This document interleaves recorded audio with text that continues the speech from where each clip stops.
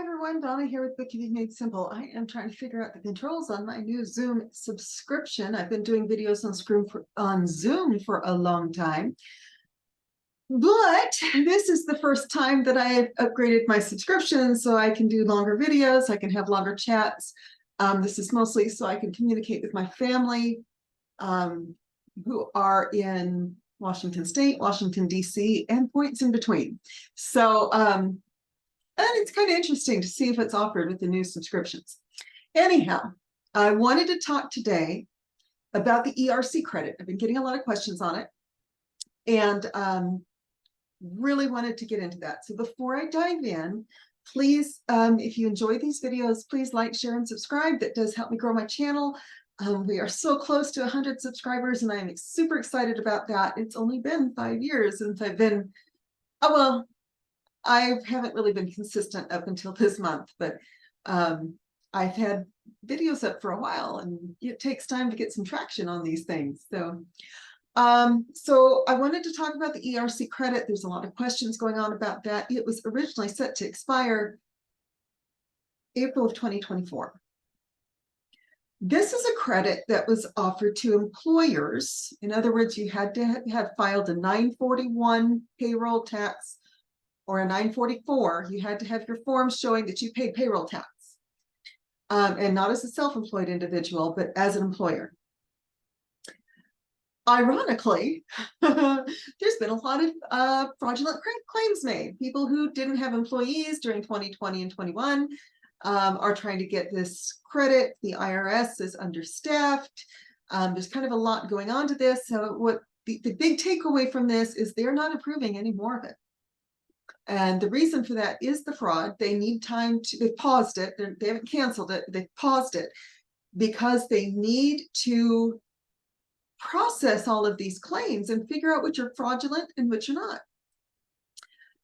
That's usually a problem. And I've seen this since 2020 with the payroll protection loans, PPP, the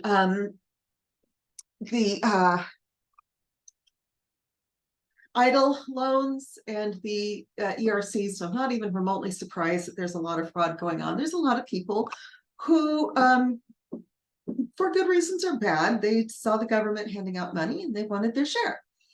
I'm not going to comment on whether that was appropriate or not. I'm just going to say it's understandable one way or the other, you know. So what's been happening is the IRS has started identifying a lot of fraudulent claims. There are so many of them, they need time to go through them. Yes, they are hiring a bazillion more auditing agents, but they still don't have enough to go through all of these claims. They had to put a pin in it and pause it so they could vet these claims to make sure they're not fraudulent. Now, if you actually qualified for the credit, I'm on your side about you getting it. If you qualified for it, you should get it. If you didn't, however, if you don't fall within the narrow parameters, and I get these, I understand, I totally do. I get these crazy fraud, I get phishing emails, I get fraudulent emails, I get phishing phone calls, people who I've never heard of before in my entire life, and often not even in the United States, saying, oh, well, you qualify for this. And I'm like, no, I don't. Take me off your list. I already know I don't, because I didn't have actual employees in 2020. So I don't get to file anything that says that I kept them, because I didn't. So the IRS is now trying to sort through all this stuff.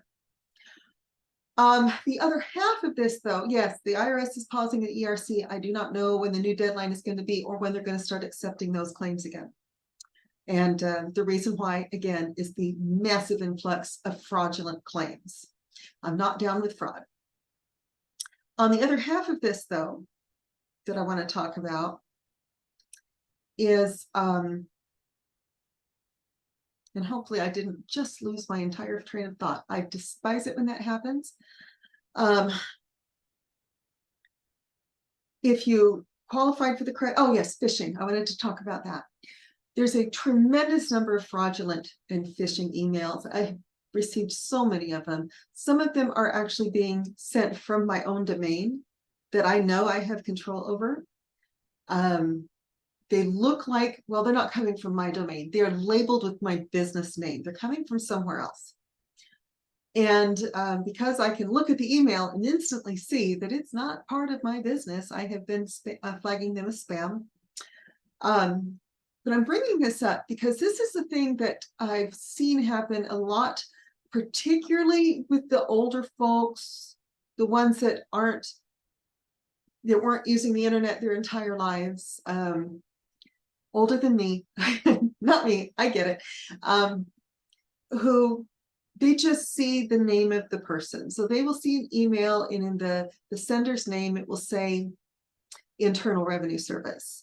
But then when you look at the email address from which it is supposed to have come, it will say something like so-and-so at IRS dot something else.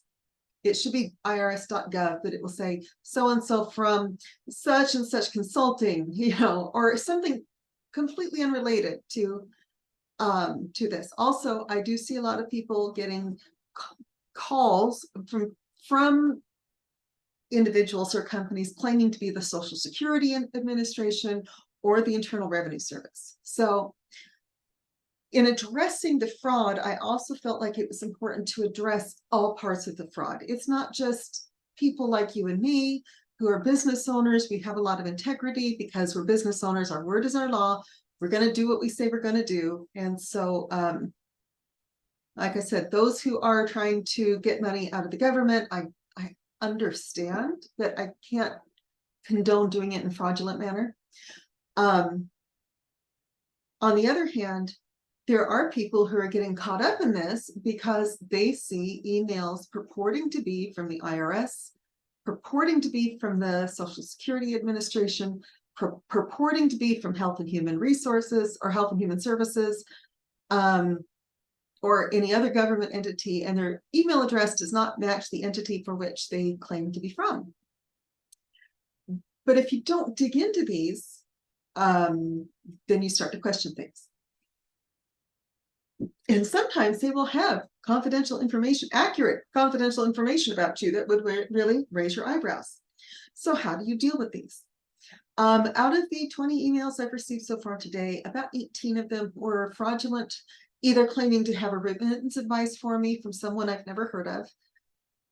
I don't open random people's emails with PDFs attached. I don't open the PDFs because I am versant in how viruses can be attached to those PDFs. And I'm not saying this to scare you off. If the PDF is coming from someone you know, then yeah, go ahead and open it.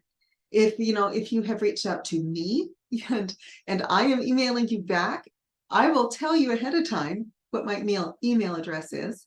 You'll be able to cross-check it, and I will tell you what's in those PDFs. It's, oh, hey, welcome new person, welcome new employee. Here are the PDFs of your W-9, your W-2, your your W-2, your I-9, your employment agreement. I'm going to tell you what they are, and you will see my picture in the signature. You'll be able to trace it back to me pretty easily. If it's from somebody else, it may say My Simple Bookkeeping on it, which is my domain name, but it may not say, it may say the actual email address from which it came won't be mysimplebookkeeping.com. So I've gotten a lot of them where they're saying, oh, fill this out, click here for your payment remittance. And I'm going, I don't do business that way. I don't need a payment remittance from someone. I get paid through QuickBooks Pay, and they attach it to everything for me. So there's nothing here for me to be concerned about. Also,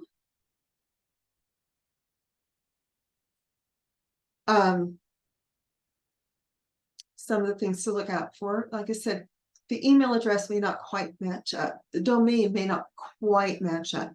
One I've seen with relation to my own business, they spelled bookkeeping with maybe 1 K instead of 2, and it's book BOOKKEEPING. Bookkeeping is the only word. Bookkeeping, bookkeeper is the only word in English, we have three letters in a row, or three duplicated letters in a row like that. So OOKKE. It's sorry, that's just it's the only word in English that does that. Or they will say bookkeeping listed as two separate words, or I mean, there's some things that I can look at pretty quickly and say, this isn't mine, it doesn't belong to me, and I will put that person on spam. I have, at one point, I corresponded with an attorney in New York City who he'd been spoofed. And I'd gotten an email from him, and I emailed him back. I mean, I just hit reply and said, I don't think this was meant for me. I think, and it came from you. And he sent me this long explanation back, and I was like, but you don't understand. I clicked reply and it got to you. So either you're the scammer, or you're a very nice Jewish lawyer in New York that I would like to be friends with, and you just don't understand what I saw. I'm not sure which, still am not, you know. I didn't put him on spam. I just let him know that someone had spoofed his email. What do you do if someone spoofed your email? Well, then I don't know. I've noticed a lot of my email is going directly to spam in some cases, so I am looking to find out what list I'm on to get off of it. When I figure it out, I will share my secrets with you. That is it for today. ERC has been paused. I will let you know when they start accepting those applications again. Again, if you qualify for it, I do think you should receive it. If you don't qualify for it, you don't qualify for it. Sorry, I don't make the rules, but I don't even necessarily like the rules, but I am not down for committing fraud to get government money. I feel like that's something that's going to cause more problems in the long term than it's even really worth. So with that said, I'm going to go ahead and close this video. If you enjoy these, again, please like, share, and subscribe. I really love hearing from my viewers and listeners, so feel free to leave comments below. And if there's a particular topic you would like me to cover, please let me know. I would love to cover that topic, answer any questions, and make this channel just as relevant to your specific needs as possible. So with that, I'm going to go ahead and talk to you later.